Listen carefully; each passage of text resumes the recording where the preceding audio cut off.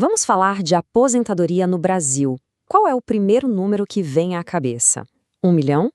2 milhões de reais? Pois é, são números que parecem assim um sonho muito, muito distante para a maioria, né? Mas e se o verdadeiro segredo não for sobre acumular uma fortuna gigantesca? E se for sobre gerar uma renda mensal específica? Uma renda que, olha, pode mudar o jogo completamente. Essa é literalmente a pergunta de R$ 1 milhão, não é mesmo? A ansiedade que gira em torno da aposentadoria é gigantesca. E essa ideia de que é preciso ser milionário para poder descansar um dia, isso se tornou um peso enorme para milhões de brasileiros. Mas será que essa é a única verdade? A única realidade possível? É a história que a gente ouve em todo lugar. A meta é ter 1 milhão, 2 milhões na conta, números que parecem tão, mas tão fora da nossa realidade que muita gente acaba desistindo antes mesmo de dar o primeiro passo. Acha que é uma batalha perdida. Mas hoje a gente vai quebrar essa ideia. Vamos desconstruir isso. E é exatamente aqui que a nossa conversa vira a chave. Vamos deixar os milhões de lado por um instante e focar num número muito mais pé no chão. Um plano que troca aquela mentalidade de acumular fortuna pela de gerar renda. Tá aí o nosso número mágico. E atenção, não é o total que precisa ser guardado, não. É a renda passiva mensal a ser gerada. A grande sacada é essa. O foco muda para o fluxo de caixa, para o dinheiro que entra todo mês na conta sem que seja necessário trabalhar por ele. Tá, mas a pergunta que vem logo em seguida é: como assim R$ 2.500 é suficiente? A resposta está na matemática da vida real, longe das grandes e caras capitais. Como a gente vê aqui na tabela, em muitas cidades do interior o custo de vida é bem menor. Os gastos essenciais podem ficar ali, abaixo de R$ 2.000. Isso significa que R$ 2.500 não só cobrem o básico, como ainda sobra uma margem, né, para um lazer, para um imprevisto. Ok, então quanto seria preciso ter investido para gerar esses R$ 2.500 por mês? Bom, com uma carteira de investimentos bem montada, bem diversificada e buscando um retorno conservador aí de 0,5% ao mês, por exemplo, com dividendos, o valor necessário é de R$ 500 mil. Meio milhão, um número bem diferente de 1 ou 2 milhões, concorda? E isso aqui ilustra perfeitamente essa mudança de mentalidade. Aquela meta antiga de juntar milhões parece uma montanha impossível de escalar para muita gente. Já a nova meta, focada em gerar um fluxo de caixa mensal, exige um patrimônio muito menor. O foco sai de quanto se tem para quanto dinheiro gera. Vira um objetivo que, com disciplina e tempo, é totalmente alcançável. Mas para chegar lá, a matemática por si só não resolve tudo. É preciso entender uma coisa: a verdadeira riqueza começa na cabeça. Tem muito mais a ver com comportamento, com hábitos, com a forma como a gente enxerga o dinheiro, do que com o valor que está no contra-cheque no fim do mês. Tem aquela história clássica, né? A do porteiro e dos executivos, que mostra isso de um jeito perfeito. Pensa só, de um lado, os executivos com salários enormes, mas completamente afogados em dívidas para sustentar um estilo de vida de aparências. Do outro, um porteiro com uma renda modesta que vivia de forma simples, poupava e investia. Quem era o verdadeiro rico nessa história, hein? O ponto central é este. A sociedade ensina que riqueza é o que se vê, o carro, a casa, mas a verdadeira riqueza é invisível. É ter um fluxo de caixa positivo, é ter ativos que geram renda. O porteiro entendia isso. Ele construía riqueza de verdade, enquanto os outros só compravam símbolos de uma riqueza que, na prática, eles não possuíam. E essa é a lição fundamental. No jogo do dinheiro, a tartaruga disciplinada sempre, sempre vence a lebre que é impulsiva. O comportamento financeiro tem um peso muito maior no futuro do que o tamanho do salário. Certo, já entendemos a mentalidade, já entendemos o objetivo, agora vamos para a parte prática. Como, de fato, a gente constrói essa máquina de gerar renda passiva? Quais são as ferramentas que estão aí disponíveis? As opções são várias, viu? Investir em ações de boas empresas e em fundos imobiliários para receber dividendos é talvez o caminho mais conhecido. Comprar imóveis em cidades menores para gerar renda com aluguel é outra estratégia super sólida. Ou quem sabe até criar pequenos negócios que funcionem com pouca interferência. O segredo, claro, é a diversificação. É combinar diferentes fontes de renda para não colocar todos os ovos na mesma cesta. E os princípios por trás disso tudo são simples, mas, nossa, são muito poderosos. Primeiro, investir todo mês, sem falhar. Segundo, gastar menos do que se ganha, sempre. Terceiro, manter o foco no longo prazo, pensando em décadas, não em meses. E, talvez o mais difícil de todos, ignorar aquela pressão social para consumir para impressionar os outros. Com tudo isso em mente, fica bem claro que a liberdade financeira não é um evento que vai acontecer lá longe. Não, é uma construção diária, é uma escolha que se faz hoje e que vai moldar o futuro de amanhã. No fim das contas, é isso que se busca. Não é sobre luxo, é sobre ter dignidade e poder de escolha. É a tranquilidade de saber que as necessidades básicas estão cobertas. E isso garante a liberdade para dizer não para um trabalho que não se quer mais, e sim para aquilo que realmente traz felicidade. Se tem uma mensagem final que precisa ficar dessa análise, é esta. Não adianta esperar as condições perfeitas ou esperar sobrar muito dinheiro. O poder do hábito, junto com a mágica dos juros compostos, transformam pequenas sementes em árvores gigantescas com o passar do tempo. O erro fatal não é começar com pouco, o erro fatal é nunca começar. Então, fica a reflexão. O tempo, ele vai passar de qualquer forma. A pessoa que cada um de nós será daqui a 30 anos, seja livre ou aprisionada financeiramente, está sendo construída pelas decisões de agora. Sabe aquele ditado, o melhor momento para plantar uma árvore foi há 20 anos? O segundo melhor momento é hoje. A escolha está nas mãos de cada um. Olha, e se a chave para a aposentadoria no Brasil não fosse aquele número mágico de 7 dígitos, sabe? 1, 2, 3 milhões de reais. Mas sim, a capacidade de gerar uma renda mensal de R$ 2.500. Parece pouco, né? À primeira vista, talvez até um pouco ingênuo, mas o material que a gente vai analisar hoje defende que essa meta não só é mais realista, como também é mais poderosa. Nossa missão aqui é justamente essa, dissecar essa ideia, entender se ela para de pé na vida real. O que eu achei general nessa abordagem foi a virada de chave na pergunta. A gente é bombardeado o tempo todo com quanto eu preciso juntar para me aposentar. E o texto meio que ignora isso e pergunta quanto meu dinheiro precisa gerar para mim todo mês para que eu seja livre. Isso muda tudo. Coloca o foco no que realmente importa, que é o fluxo de caixa. Mas, claro, a gente precisa olhar para isso com uma lente crítica. Os números são sólidos, a mentalidade que ela propõe, ela é aplicável para a maioria? É isso que a gente tem que investigar. Exato. Então vamos começar por aí, por essa desconstrução do tal sonho do milhão. O argumento central do texto é que a classe média ficou obcecada em acumular um montante, gigantesco, sabe? Um pote de ouro. Enquanto os verdadeiramente ricos, eles pensam diferente. Eles pensam em ativos que geram renda. É a diferença entre ter uma montanha de dinheiro parado e ter, sei lá, várias fontes de água corrente. E a primeira fonte seria essa, de R$ 2.500 por mês. E essa mudança de foco é psicologicamente muito poderosa. R$ 1 milhão é um conceito abstrato, Sim. né? Intimidador. Para quem ganha 3, 4 mil por mês, parece outra galáxia. Agora, 2.500 é concreto. É um aluguel, são as contas do mês. O supermercado. O objetivo deixa de ser ficar milionário e passa a ser pagar minhas contas sem precisar trabalhar. Isso transforma uma fantasia distante num projeto de vida tangível. É uma isca muito inteligente para tirar as pessoas da inércia. Ok, mas vamos para a parte que todo mundo quer saber. A matemática.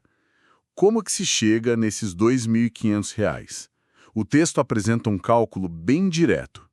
Para gerar essa renda, seria preciso um patrimônio de R$ 500 mil, rendendo a uma taxa que eles chamam de conservadora, de 0,5% ao mês. É metade do tal sonhado milhão. Minha primeira reação é: essa taxa de 0,5% ao mês, ou 6% ao ano, é realmente conservadora hoje em dia? Principalmente se a gente pensar num retorno acima da inflação. Essa é a pergunta de R$ 500 mil. E aqui a gente precisa de um pouco de nuance, sabe? Uma rentabilidade de 0,5% ao mês acima da inflação, que a gente chama de juro real, não é bem conservadora. É um objetivo robusto, sim, e factível numa carteira diversificada a longo prazo, mas exige assumir riscos, exige investir em ações, fundos imobiliários, talvez até ativos no exterior. Não é algo que se consegue na renda fixa tradicional com o pé nas costas. O texto simplifica um pouco nesse ponto. Atingir esse retorno de forma consistente, esse é o grande desafio de quem investe. Entendi. Então, não é só colocar o dinheiro em qualquer lugar e esperar a mágica acontecer. E sobre o caminho para chegar lá nos R$ 500.000, a análise dá um exemplo. Uma pessoa investindo R$ 1.000 por mês, com uma rentabilidade de 10% ao ano, também acima da inflação. Isso daria mais de R$ 1.200.000 em 25 anos. De novo, o número parece ótimo no papel, mas 10% de ganho real todo ano por 25 anos, isso não é um cenário de mundo perfeito. É um cenário otimista, sem dúvida. Esses 10% ao ano de ganho real são uma meta histórica para carteiras de ações em alguns mercados, mas não é uma linha reta. A realidade é uma montanha-russa. Vão ter anos em que a carteira sobe 30% e anos em que cai 20%. O ponto crucial que a fonte defende e que está correto não é a garantia do retorno, é o poder da disciplina e do tempo. A matemática funciona na média de longo prazo, né? O desafio não é matemático, é comportamental. É ter estômago para continuar aportando os R$ 1.000 por mês justamente nos anos em que o mercado está em pânico e a carteira está no vermelho. É aí que a maioria falha. E essa questão do comportamento é o coração de uma história que eles usam para ilustrar tudo isso. É quase uma fábula moderna. A do porteiro versus os executivos do prédio. O porteiro, com uma renda modesta, vivia de forma simples, levava marmita, não tinha carro de luxo e sagradamente investia 40% do que ganhava. Décadas depois, se aposentou com mais de R$ 700.000. Enquanto isso, os executivos, com salários altíssimos, viviam pedalando em dívidas para bancar o carro importado, o apartamento, as viagens. A provocação do texto é: quem era o rico de verdade nessa história? Essa anedota é brilhante. Ela ilustra perfeitamente a diferença entre renda e patrimônio. E a definição de riqueza que o texto propõe é exatamente essa. Riqueza não é o quanto você ganha, é o quanto você retém e transforma em ativos. O porteiro tinha um fluxo de caixa positivo e crescente, já os executivos um fluxo de caixa negativo. Eles eram, na prática, pobres com salários altos. A análise chama o consumismo para impressionar de a maior ilusão do sistema financeiro. É uma crítica poderosa, mas que também precisa de um contraponto. E qual seria esse contraponto? A lição não é que ganhar pouco é uma virtude, mas que o controle sobre os gastos é o fundamento de tudo, independentemente da renda.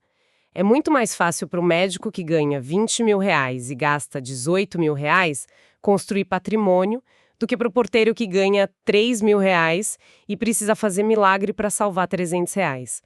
O texto acerta ao focar no comportamento, mas a realidade da capacidade de aporte também importa, e muito.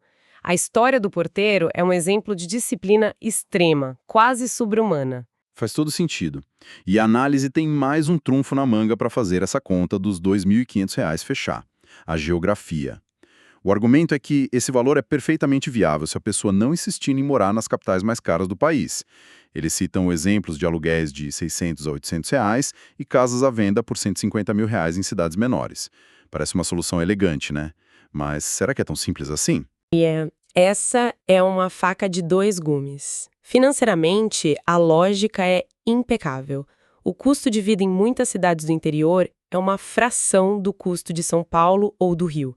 E com a ascensão do trabalho remoto, essa estratégia de ganhar salário de capital e ter custo de interior virou um acelerador de riqueza poderoso.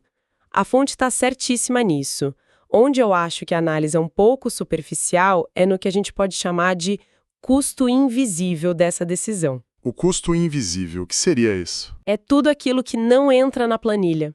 A distância da família, dos amigos, a qualidade da infraestrutura de saúde e educação, as oportunidades de carreira para um cônjuge, a vida cultural.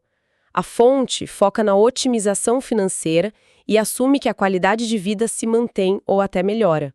Na prática, é uma troca complexa. Você troca conveniência e acesso por tranquilidade e maior poder de compra. Para muita gente, é uma troca ótima, mas o texto apresenta como uma solução universal, e definitivamente não é. É uma escolha de vida muito pessoal. Entendi. É uma variável que cada um precisa ponderar mesmo. Então, vamos supor que a pessoa fez as contas, alinhou a mentalidade, talvez até considerou a mudança de cidade. Na prática, como se constrói essa máquina de gerar os R$ 2.500? Onde exatamente a fonte sugere colocar o dinheiro? A análise lista 4 caminhos principais que são bem clássicos. O primeiro, e talvez o mais acessível, é montar uma carteira de ações que pagam dividendos e fundos imobiliários.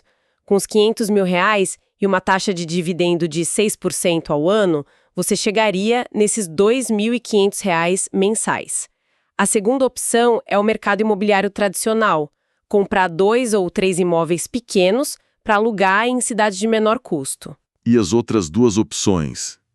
Elas parecem um pouco diferentes. Sim, elas saem do mercado financeiro e vão para o empreendedorismo. A terceira sugestão é investir em pequenos negócios que, teoricamente, se autogerenciam. O texto cita exemplos como máquinas de venda automáticas, vending machines, ou lavanderia self-service. E a quarta opção é, claro, uma combinação de todas as anteriores para diversificar.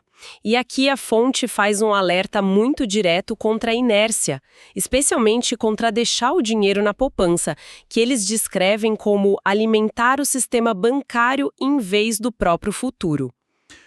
Essa ideia de negócios autogerenciáveis sempre me soa um pouco otimista demais. Isso realmente existe? A palavra autogerenciável costuma ser uma armadilha. Todo negócio exige gestão. Uma vending machine quebra, precisa ser reabastecida. Uma lavanderia tem manutenção. A ideia é que são negócios de baixa complexidade operacional se você comparar com um restaurante, por exemplo. Mas eles exigem trabalho. A vantagem é que são ativos reais, tangíveis. A desvantagem em relação aos investimentos financeiros é a falta de liquidez e a escala. É muito mais fácil comprar mais uma cota de um fundo imobiliário do que comprar mais meia lavanderia, né? Cada caminho tem suas dores e suas delícias. Depois de toda essa matemática e estratégia, o texto volta para o que parece ser o campo de batalha principal, a nossa mente. Ele aborda as barreiras psicológicas como o medo da inflação, de crises econômicas, aquilo que paralisa as pessoas. E a resposta deles é bem direta. Não investir por medo do futuro já é garantir um resultado ruim, porque a inflação corrói o dinheiro parado todos os dias. Exatamente. O investimento nessa ótica não é visto como uma aposta arriscada.